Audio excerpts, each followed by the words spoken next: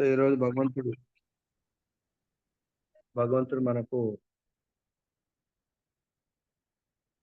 ఆ, అందిస్తున్నటువంటి విలువైన సారాంశము యోగి పరతత్వ ధ్యానము లేదా సేవలో ఎల్లప్పుడూ స్థిరుడై ఎల్లప్పుడూ ఉండడం వేరు, స్థిరుడై ఉండడం వేరు.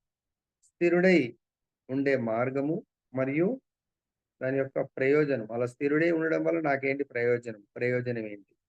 దాని మీద ఈరోజు మనం చర్చించబోతున్నాము. మార్గం. యోగులంటే మనం ఆల్రెడీ చాలాసార్లు డిస్కస్ చేశాము.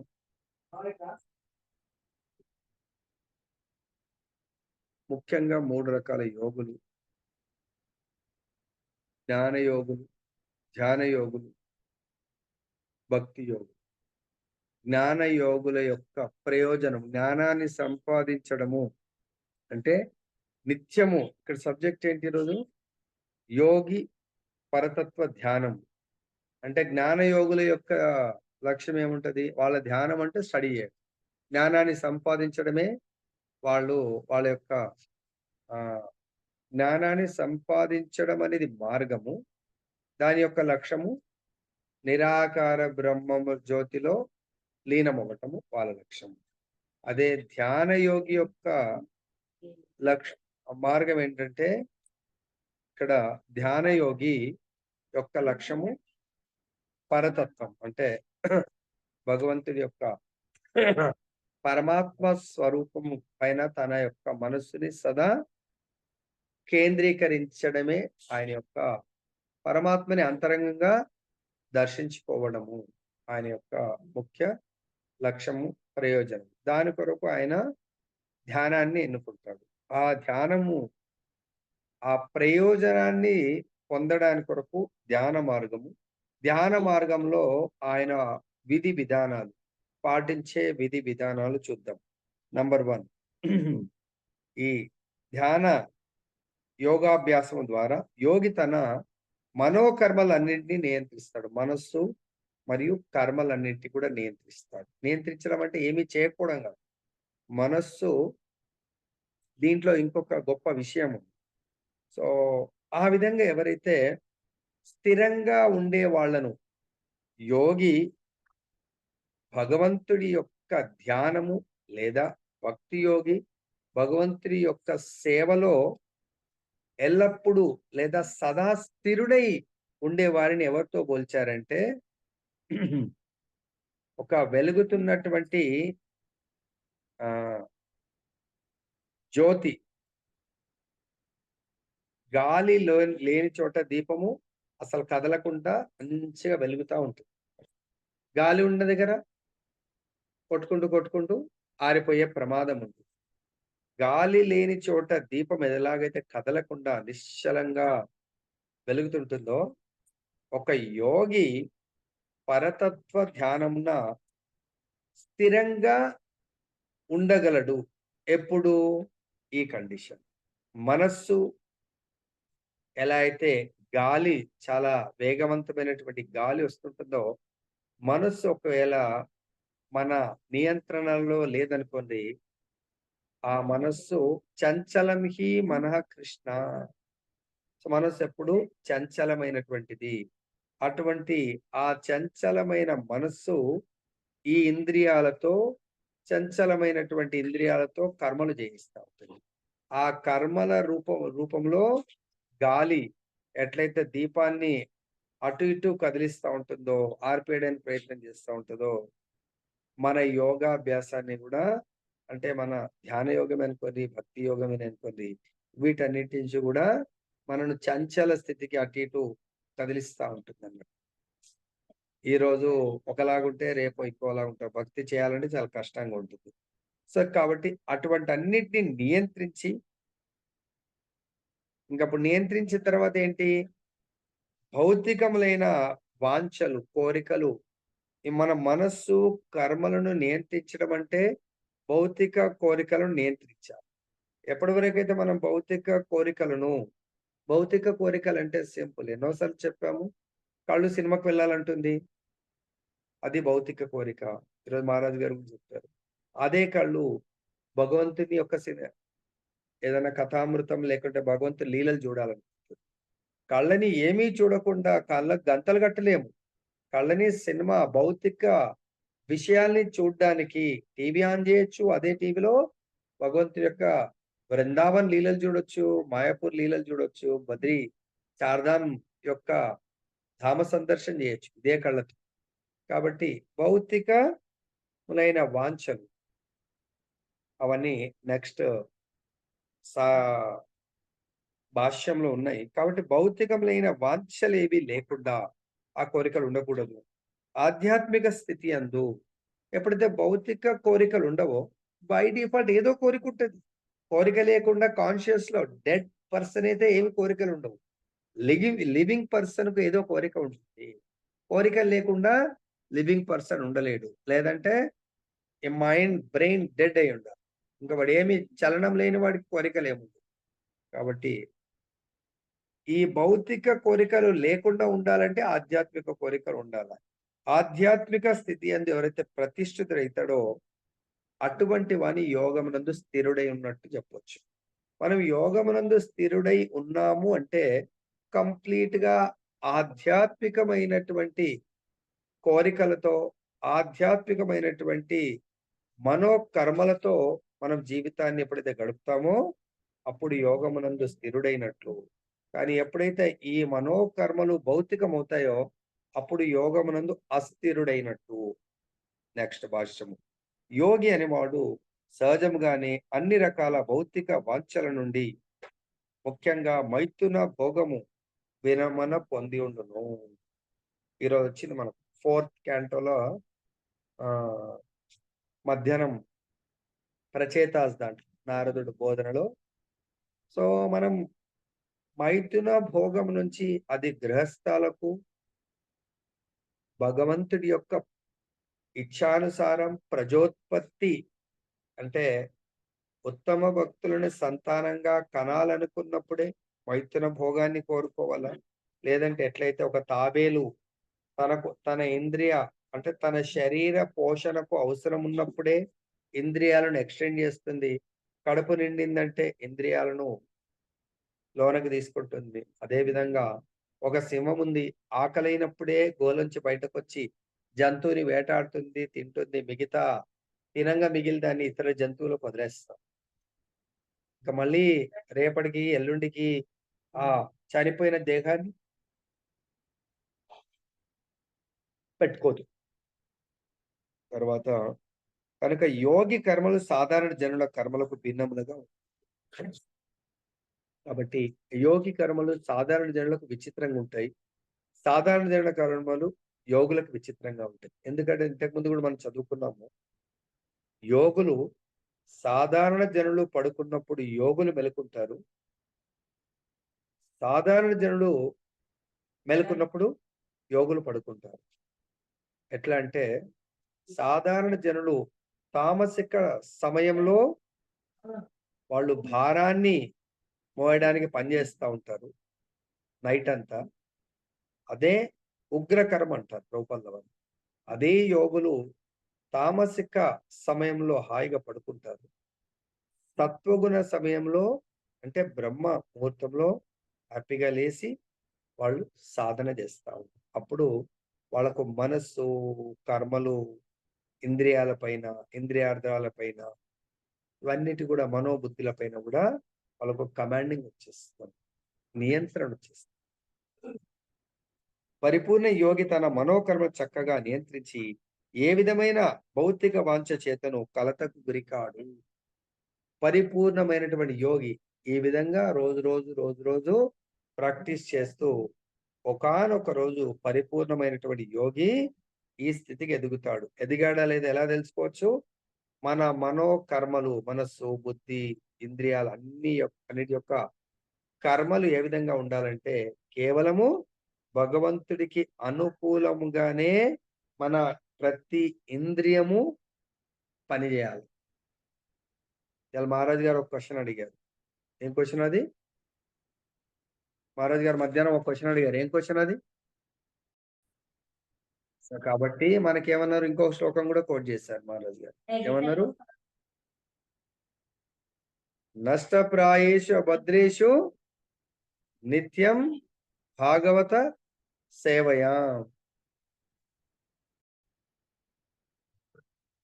సో ఇక్కడ ఈ విధంగా పరిపూర్ణ యోగి తన మనోకర్మను చక్కగా నియంత్రించి ఏ విధమైన భౌతిక వాంఛ చేతను కలతకు గురి కాదు. అంటే మనము భౌతిక వాంఛల అంటే భౌతిక కోరికలు అనే ఆ కలతలు వాటిని నెక్స్ట్ శ్లోకంలో దీపము దాన్ని ఆర్పేయడానికి ప్రయత్నం చేస్తుండే గాలులతో పోల్చారు.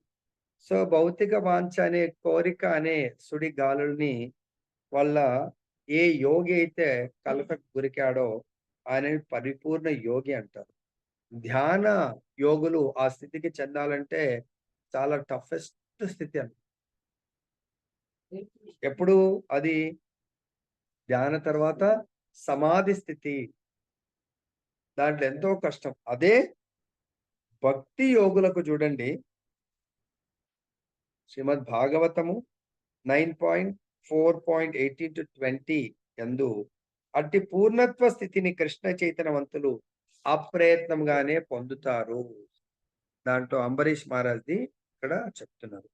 సవై మన కృష్ణ పదార విందయో చాంసి వైకుంఠ గుణాను వర్ణనే కరౌ హరేర్మందిరమార్జనాదీషు శృతిం చకారాచ్యుత సత్కదోదై ముకుందలింగాలయ దర్శనే దృశౌ యద్భృత్య గాత్ర స్పర్శే అంగ సంగమం గ్రాణం చ తత్పాద సరోజ సౌరభే శ్రీమత్తులస్యా రసనాం తదర్పితే పాదౌ హరే క్షేత్ర పదానుసర్పణే శిరో హృషికేశ పదాభివందనే కామం చ దాసేన తు కామ కామ్యయా యథ ఉత్తమ శ్లోక జనాశ్రయారతి.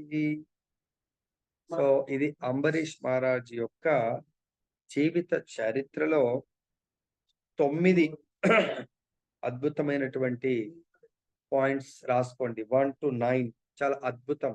అంటే టాప్ టు బాటమ్ మన ప్రతి ఇంద్రియము ఎలా అయితే ఒక ధ్యాన యోగి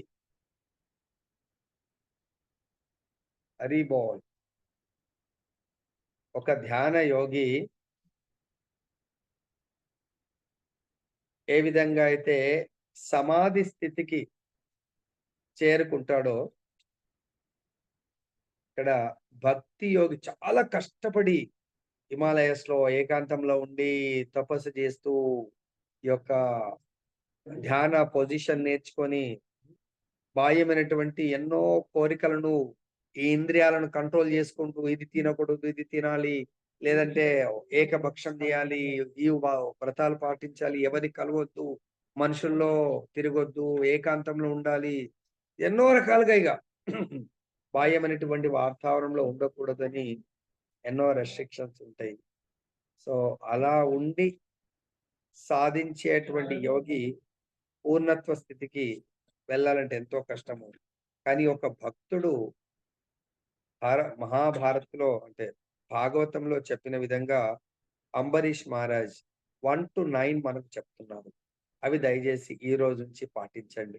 నంబర్ 1, మొట్టమొదట మనం చేయవలసింది మన మనస్సుని శ్రీకృష్ణుడి పాద పద్మాల చెంత నిలుపవలను. ఈరోజు మహారాజ్ గారు కూడా అదే చెప్తారు. భగవంతుని చేరుకోవాలంటే మనం అంత్యకాలంలో మనకు ఎవరు ప్రియమైన వాళ్ళు, మనకెవరైతే వాళ్ళని గుర్తు చేసుకుంటా ఉంటాం. ఎవరిని గుర్తు చేసుకుంటే వాళ్ళని చేరు. కాబట్టి మనం ఈ ప్రపంచంలో ఎంతో మందితో ఉంటున్నాము, ఎంతో మందితో కలుస్తున్నాము, చేస్తున్నాము.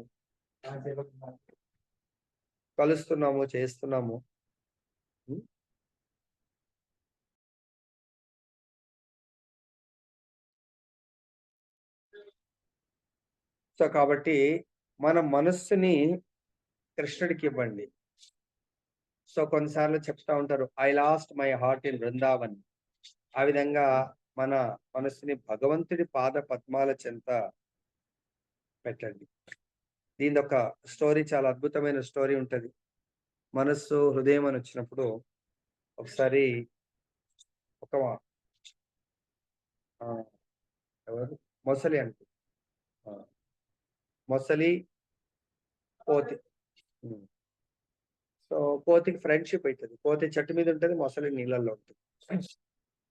కొంచెం మంచిగా రోజు ఫ్రెండ్‌షిప్ అయితా ఉంటే మొసలంటుంది, "అరే! నా మీదకి రా, అట్లా ఊరికే చెట్టు మీద, భూమి మీద ఏముంటావు? నీళ్ళలో అలా విహార యాత్ర చేసి తిప్పుకొస్తాను." బావుంది గదా! నీళ్ళలో, ఎందుకంటే కోతి స్విమ్మింగ్ జేయలేదు. సో, అని దాని మీద కూర్చొని హాయిగా దింపుకొని వెళ్తాం. రోజు ఫ్రెండ్‌షిప్ అయితుంది. ఇప్పుడు మొసలికి ఒక దుర్బుద్ధి కలుగుతుంది. అదంటుంది, ఒకరోజు ఇగ లోపలికి తీసుకెళ్ళిన తర్వాత ఆహ్, ఇద్దరు చాలా క్లోజ్‌గా మాట్లాడుకుంటా ఉంటారు. "అరే! నువ్వంటే నాకు ప్రాణం" అది ఇది. అవునా! అయితే ఈ మొసలి అంటుంది, "అరే! నువ్వంటే ప్రాణం అంటావు గదా! నీ హార్ట్‌ని నాకిస్తావా? నీ హార్ట్‌ని ఇవ్వు నాకు." ఇప్పుడు దీనికి అర్థం, ఓహో! ఇది ఏదో తప్పుడు ప్లాన్ చేస్తా ఉంది నా గురించి, ఎంతకైనా రిస్కు. నీళ్ళలో నేనేం చేయలేను దీన్ని. సో, అని కోతి అసలే కొంచెం తెలివిగలది. కోతి అంటుంది, "అర్రె! ముందు చెప్పొద్దా మిత్రమా మీరు? నేనెందుకంటే నీళ్ళలోకొచ్చినప్పుడు మనం గదా మొబైల్ తడిసిపోతుందని జెప్పేసి కవర్ బెట్టి, లేకుంటే బ్యాగ్‌లో బెట్టి, ఇంకెక్కడో భద్రంగా బెట్టినట్టు, నా హార్ట్ ఎందుకంటే ఇక్కడ వాటర్‌లో అది ఇది రిస్క్ ఉంటదని చెట్టు మీద పెట్టొచ్చాను నేను. ఒక్కసారి త్వరగా అక్కడ తీసుకెళ్ళు. అప్పుడు మళ్ళీ తీసుకొనొస్తానంటే." పాపం మొసలి అది గూడా నమ్మేస్తుందండి. ఎందుకంటే కోతి చాలా చలాకిది. తీసుకొని అక్కడ వదిలేయంగానే చెట్టు మీదకి ఛలాంగ్ వేసేసి దూకేసి, టాటా బాయ్ బాయ్, ఇంగ నీతో నాకు బుద్ధి ఎందుకంటే స్నేహమైన, మిత్రమయత్వమైన, శత్రుత్వం సమఉజ్జీలతోని. నీళ్ళలో రిస్క్. దాంతో ఫ్రెండ్‌షిప్ ఏంటి? అది గూడా, అది నీళ్ళలో ఒడ్డు మీద ఉంటే ఓకే. ఇది దాంట్లోకి వెళ్ళినా, అది పైకొచ్చినా గూడా రిస్క్. సో, ఆ విధంగా అంటే మన హృదయాన్ని అక్కడ పెట్టినా అన్నది. అట్లనే ఒకవేళ మన హృదయాన్ని భగవంతుడికిచ్చామనుకోండి, చాలా సేఫ్. అదే మనం భగవంతుడు గాకుండా చూడండి, మొసలిని నమ్మింది రిస్క్. ఈ ప్రపంచంలో ఎవరిని నమ్మి మనం మనసిచ్చినా, ఈరోజు మనం పేపర్‌లో, వాట్సాప్‌లలో జూస్తా ఉన్నాం. వయసులో ఉన్న అమ్మాయిలు, I last so and so person అంటున్నారు. 1 ఇయర్ తర్వాత జూస్తే, ఐ లాస్ట్ గదా! I last a body. First నా హృదయాన్ని పలానాయనకిచ్చినా అంటారు. తర్వాత తల్లిదండ్రులు అట్లా వద్దు అంటే, తర్వాత నా శరీరాన్ని ఇచ్చినా నేనెళ్ళిపోతున్నా అని జెప్పేసి సూసైడ్‌లో ఇంకేవో జేసుకుంటా ఉంటారు. కాబట్టి అలా గాకుండా మన మనస్సుని కృష్ణుడి పాద పద్మాలకర్పించండి. ప్రయత్నం చేయండి మెల్లమెల్లగా. Next step. తదుపరి మన వాక్కులను, మనసు ఒక్కసారి భగవంతుడి పైన కేంద్రీకరిస్తే, ఈ మనసు నుంచే మొత్తం మనకు ప్రతి ఇంద్రియము ఏం మాట్లాడాలన్నా, ఎలా కదలాలన్నా, ఏం చేయాలన్నా గూడా మనసు యొక్క మాట వింటా ఉంటుంది. కాబట్టి తన పలుకులను ఆ దేవదేవుని దివ్య గుణములను వర్ణించుటయందు ఇప్పుడు మనం అదే చేస్తాం. భగవద్గీత ద్వారా, ఇప్పుడు దీని తర్వాత కృష్ణ బుక్‌లో భగవంతుడి యొక్క అవతరణ ఈరోజు. ఏకాదశి, శయన ఏకాదశి, ఆ దేవదేవుడు రాధారమణుడి యొక్క ఆహ్, సాన్నిధ్యంలో, ఆయన యొక్క ఆ! గోలోక ధామంలో, so, this is Radharaman Goloka Brindavanam. So, ఈరోజు భగవంతుడి అవతరణ లీల మనము కీర్తన చేయబోతున్నాం. కాబట్టి ఏమంటారు? మన యొక్క వాక్కులను దేవదేవుడి యొక్క దివ్య గుణములను వర్ణించుటయందు. దయసి మీరు నెక్స్ట్‌దుంది. తన హస్తములను శ్రీహరి మందిరమును శుభ్రం చేయుటయందు. నేను అనుకుంటా పొద్దున ఏకాదశి కాబట్టి అందరూ మీ మీ ఇళ్ళను, లేకుంటే గుడికి వెళ్తే గుళ్ళను, మీ యొక్క చేతులను ఆ సేవలో ఉపయోగించి ఉంటారు. తర్వాత తన కర్ణములను అచ్యుతిని లీలలను శ్రవణం చేయుటయందు. ఇది నాలుగవది. మీ అందరు మీ మొబైలు యొక్క ఇయర్స్ వింటున్నాయా? మీరుంటున్నారో నాకు తెలియదు. కానీ ఇక్కడ చెప్తున్నారు, మన యొక్క కర్ణములు వినడము యందు నియుక్తమవ్వాలనంట. ఇది వినండి. దీని తర్వాత ఈరోజు ఇంకెవరన్నా మీ గ్రూప్‌లో లేకుంటే వాళ్ళకి కూడా చెప్పండి. ఆ కథ అమృతాన్ని మనం ఇప్పుడు మూడవ స్కందంలో ఉంటే దశమ స్కందములోని లీలలు ఈరోజు చర్చించబోతున్నాము. సో, వాళ్ళని గూడా అటెండ్ జేయమని జెప్పండి. నాలుగవది తన చక్షువులను భగవంతుడి యొక్క దివ్య రూపములను 4 శ్రవణము, కళ్ళను తన చక్షువులను ముకుందుని దివ్య రూపములను వీక్షించుటయందు కళ్ళను ఆ దేవాది దేవుడు అందుగురించే ప్రతిరోజు దయచేసి రాధారమణ యొక్క దర్శనార్థి తర్వాతనే మీరు జూమ్‌లోకొంచి బయటకు వెళ్తే వెళ్ళండి. దర్శనార్థి వరకు మస్ట్ ఉండండి. దర్శనం జేసుకోండి. తర్వాత తన దేహమును భక్తుల దేహమును స్పృశించుటయందు ఇది ఎప్పుడు సాధ్యమవుతది? చూడండి భక్తుల యొక్క ఆలోచన ఎట్లుంటదంటే, మనకెవరన్నా సజెషన్ అడిగితే ఇంకా ఉత్తమమైంది అపూర్వ రాధిక మాత ఆన్‌లైన్‌లో ఉన్నారో లేదో నాకు తెలియదు. ఉత్తమ విధంగా ఆలోచిస్తా ఉంటారు. నాకన్నారు ప్రభుజీ ఇట్లా నెక్స్ట్ మంత్ అమెరికా ఎళ్ళిపోతాము. అంటే అనుకోకుండా మహారాజ్ గారు ప్రభుజీ 16థ్ నైట్ వస్తున్నాము. 17థ్ ఈవినింగ్ ఎళ్ళిపోతాము. మరి ఎవరైనా భక్తులుంటే ప్రోగ్రామ్ చూడండి. నిన్న జగిని వనజ మాతాజీ వాళ్ళ ఇంట్లో జస్ట్ సాధు సంఘం ఇద్దరు ముగ్గురితోనే గురువుగారు రావటము, గురువుగారికి ప్రసాద సేవ చేశారు మాతాజీ హరే అద్భుతంగా. కృష్ణ. ఈరోజు చాలా ఉన్నాం ఆనందంగా చెప్పారు. ఉన్నాం ప్రభుజీ నేను. చాలా నిన్నటి శివసఖి ప్రోగ్రాము మాతాజీ, నరసింహప్రియ మాతాజీ కూడా ఉన్నారు. ఉన్నాం మేము ఇక్కడే ఉన్నాం. నిన్నటి ప్రోగ్రాము నలుగురే ఉండొచ్చు. కానీ అద్భుతమైన ప్రసాదం ప్రభుజీ. సత్సంగం చాలా అద్భుతంగా జరిగింది. అనుకోకుండా సేమ్ శ్లోక నలుగురు వర్సెస్ 40. ఈరోజు 40 మంది. కాకపోతే నిన్న భగవంతుడి యొక్క నామ కీర్తన లేదు. కానీ ఈరోజు భగవంతుడి యొక్క భక్తుల లీల కీర్తన జరిగింది.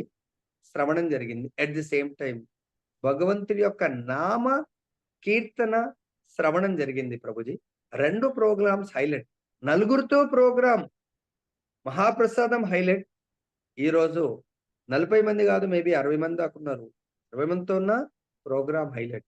2 కూడా ఈక్వల్ సమదృష్టితో మహారాజు గారు చూస్తా ఉంది.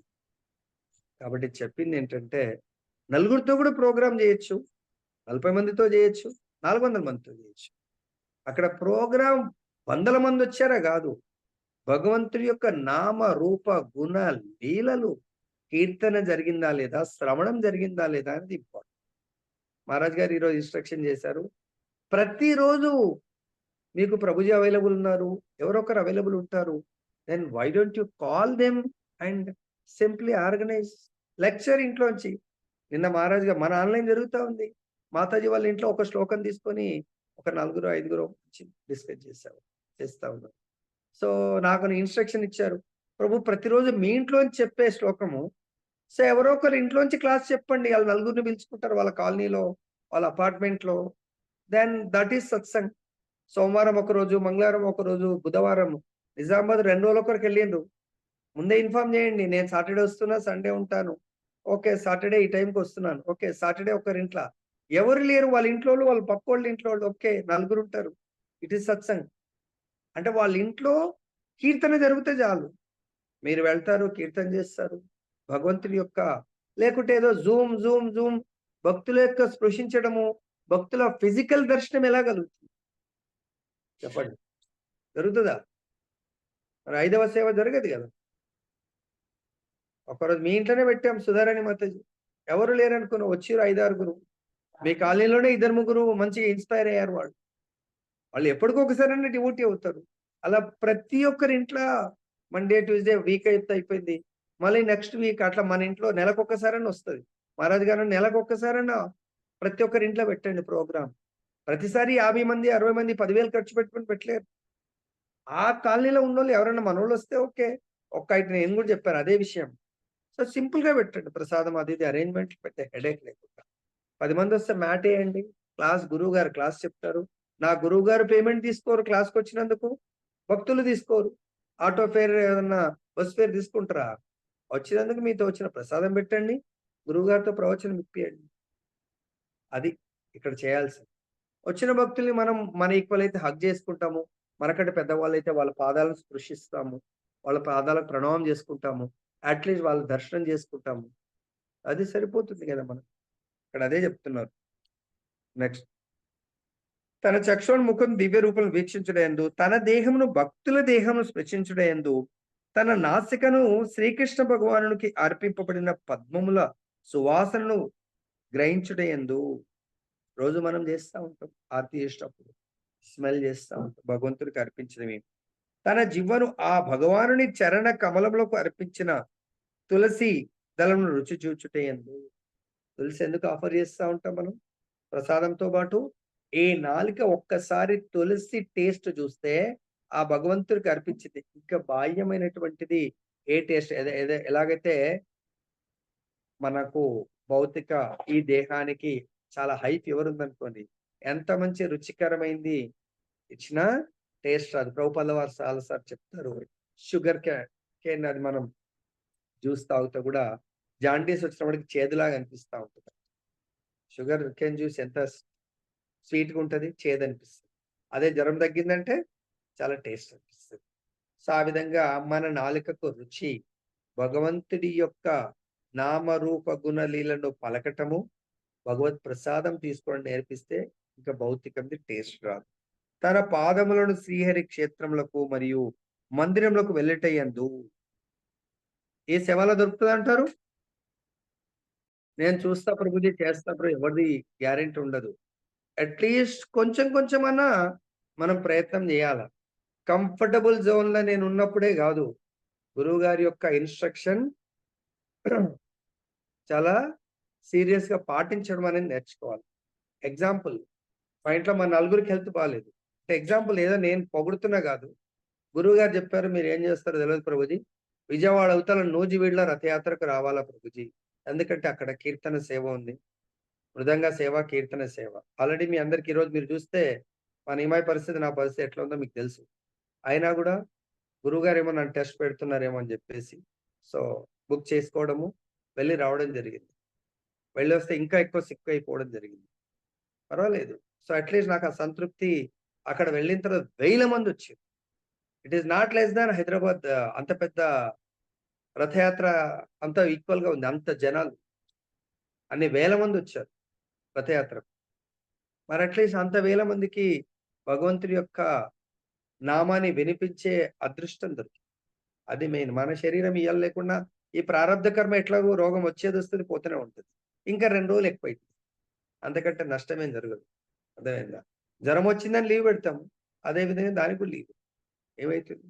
గురువుగారు చెప్పింది పాటించడం అనేది అది నిజమైన శ్రద్ధ అన్నట్టు. యెస్, గురువుగారు చెప్పారు, మనం మాట విన్నాం. నాకు చాలా సాటిస్ఫాక్షన్. ఎందుకంటే శ్రీపాద్ మహారాజ్ లేరు ఇప్పుడు. సో వాళ్ళు ఏదైనా ఇన్‌స్ట్రక్షన్ ఇస్తున్నారు. Okay, let me follow that instruction.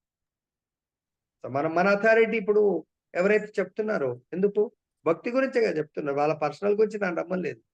వేల మందికి మీకున్న కళతో మీ ఇద్దరు పిల్లలకుంది. మాతాజీకి ఫుల్ సాటిస్ఫాక్షన్. ఫుల్ అద్భుతంగా మంచి కీర్తన చేసుకునే ఛాన్స్ దొరికింది. మనకు సేవ దొరుకుతది. భక్తుల యొక్క సంఘం దొరుకుతది. అది మనం పక్కకే ఉంటది సాధు సాంగత్యం 2 కిలోమీటర్లు. ప్రభుజీ నేను రాలేనింది అసలు. మహారాజ్ గారు చాలా చెప్పారు సీరియస్. చేయాలా, సాధు సంఘం చేయకపోతే లాభం లేదు. అంటే చెప్పినా కూడా రాలేకపోతే మనని ఎవరు మార్చలేరు. ఎవరు భక్తుల ముందుకు తీసుకెళ్ళలేరు. వైకుంఠం అనేది ఇగ మన యొక్క కళల్లో మిగిలిపోతది అంతే ఇగ. భక్తి అనేది. అర్థమైందా? ఇలా లక్షల కోట్ల మంది కూడా చేస్తా ఉంటారు. ఈ కాస్త భక్తి. ఎంత పర్సెంట్ అనేది మనం చేసేది. ఎవరో అన్నారు ఇయాల మహారాజు గారు క్వెషన్ అడిగితే 16 మాలలు. సరిపోతదా అంతే? ఏమి విడవను, ఇక్కడే ఉంటాను నేను 16 మాలలు. ఏ కాన్షియస్ చేస్తున్నట్టు 16 మాలలు. 16 మాలలు అడుగుతుందే సేవ కొరకు. సేవ అంటే మా ఇంట్లో నేను ఉంటా గాని సేవ చేసుకుంటా అంటే అది అవుతదా కాదా అని మీరు ఆలోచించుకోండి. పాదాలు భగవంతుడి యొక్క మందిరానికి వెళ్ళాలంట. ఏమంటారు? తన పాదములు, మా ఇల్లే గృహమే గుడి గదా అని మనం అనుకోవచ్చాం. కానీ ఇక్కడ గృహమే గుడి అన్నప్పుడు మనకు భక్తులను స్పృశించాలంటున్నారు. భగవంతుని మరి ధామాలు మన కొరకు ఎందుకు? మన ఇంట్లో మరి రోజు గుడి అన్నప్పుడు మన ఇంట్లో రాగ ద్వేషాలు ఎందుకు ఉత్పన్నమవుతా ఉంటాయి? అర్థమైందా? ఫస్ట్ థింగ్, మనం గురువు గారి యొక్క పర్యవేక్షణలో, నియంత్రణలో ఆయనని అనుసరించడం ప్రయత్నం చేయండి. తన పాదములను శ్రీహరి తీర్థక్షేత్రములకు మరియు మందిరముకు వెళ్ళుట యందు తన శిరమును ఋషికేశునికి ప్రణామములు అర్పించుట యందు వినియోగించెను. అతడు తన కోరికలను ఉత్తమ శ్లోకుడైన శ్రీకృష్ణుని కార్యములను నిర్వహించుట యందు వినియోగించెను. అతని ఈ ఆధ్యాత్మిక కార్యములన్నీ శుద్ధ భక్తుల లక్షణములైనవి. మనం శుద్ధ భక్తులు కావాలంటే దయచేసి ఈ 9 నేను ఎంత పర్సెంట్ పాటిస్తున్నాను? ఏమి కష్టం ఉండేయండి. మెంటల్ గా ఫిక్స్ అవ్వండి. సండే రోజు ఇప్పుడు మహారాజ్ గారు కలకత్తా నుంచి వచ్చిండు.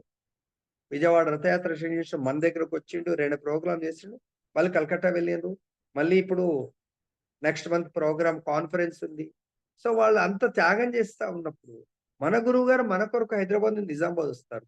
మరి మనం మన ఇల్లుని వదిలిపెట్టి సత్సంగ్ వెళ్ళకపోతే, హైదరాబాద్ లో ఉండి కూడా మన ఇంటి నుంచి సత్సంగ్ వెళ్ళకపోతే మనం ఏ లెవెల్ డివోషన్ చేస్తున్నామో ఎవరికి వాళ్ళు ఇలా క్వశ్చన్ మ్యాటర్ పెట్టుకోండి. అంటే జ్యోతి అలానే మన భక్తి అనే జ్యోతి కంటిన్యూ వెలగాలి అంటే మనము మన ఇంట్లో ఉన్నటువంటి ఈ బంధాలు, ఈ కోరికలు ఇవన్నీ మనని మన జ్యోతి ఎప్పుడెప్పుడు భక్తి అనే జ్యోతి ఎప్పుడు ఆరిపోతదా?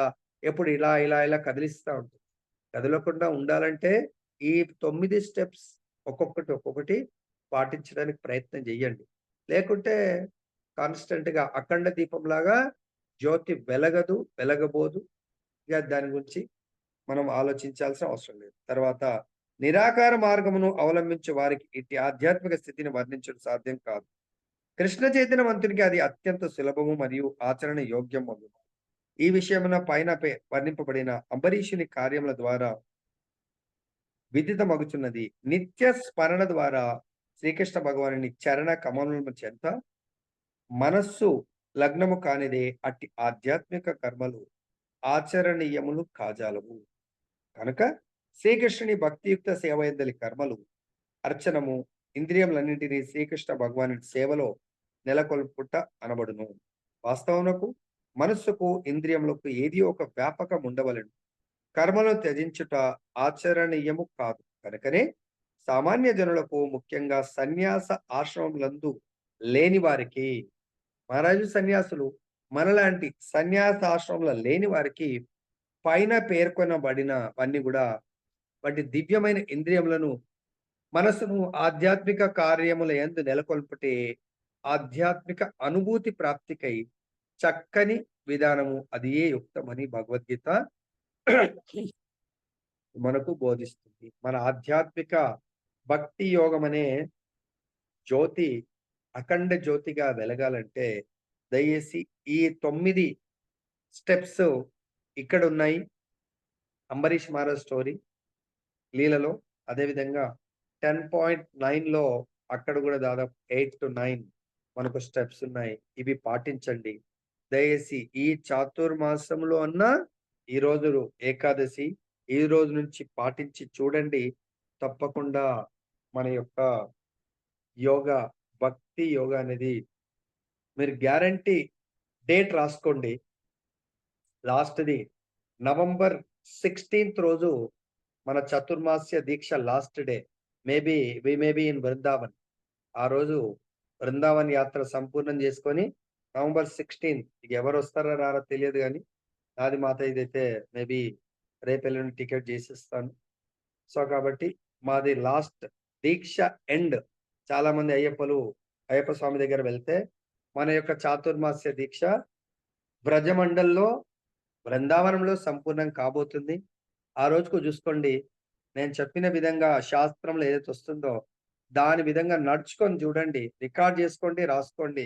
ఈరోజు భగవద్గీతల భాగవతం దగ్గర తప్పకుండా మీ ఇంట్లో, మీ కాన్షియస్‌లో, మీ దీంట్లో 100% మార్పనేది కలుగుతుంది. భౌతిక చైతన్యం నుంచి ఆధ్యాత్మిక చైతన్యం. మీరే చెప్తారు అప్పటికి. రియలైజేషన్ ఖచ్చితంగా ఆ రోజు అడుగుతాను మీరే ముందుకొచ్చి చెప్తారు. "యెస్ ప్రభుజీ, నేను దీక్ష ఫస్ట్ డే ఇలా ఉండే, లాస్ట్ డే ఇలా ఉంది. ఈ దీక్ష నేను లైఫ్ టైమ్ కొనసాగించాలి అనుకుంటున్నానని" మీలో కొంతమందైనా తప్పకుండా చెప్తారు. ఇది నా కాన్ఫిడెన్స్ ఉంది. ఆ భగవంతుడి కృప వల్ల. నా కాన్ఫిడెన్స్ ఏంటి? నా నమ్మకం శ్రీపాద్ మహారాజ్, ప్రభుపాద్, రాధారమణ్, జగన్నాథ్, బలదేవ్, సుభద్రమై, గవర్నితాయి వాళ్ళకు నేను హోల్ హార్టెడ్‌గా నేను ప్రే చేస్తున్నాను. నన్ను నమ్ముకున్న వాళ్ళు నా కొరకు మీరెంతో టైం కేటాయించి భగవంతుడి యొక్క శ్రవణం చేస్తున్నారు. భగవత్ కథామృతాన్ని తప్పకుండా మీ అందరికీ భగవంతుడి యొక్క దివ్య ఆశీస్సులు ప్రసాదించి మీ యొక్క దీక్షను సఫలీకృతం చేయాలని కోరుకుంటూ ముగిస్తున్నాను. జై బోలో గ్రంథరాజ్ శ్రీమద్ భగవద్గీత की जय। श्री श्री राधारमण लाल की जय। जगन्नाथ बलदेव सुभद्रा महारानी की जय। गौर निताय भगवान की जय। जगत गुरु श्रील प्रभुपाद की जय। श्री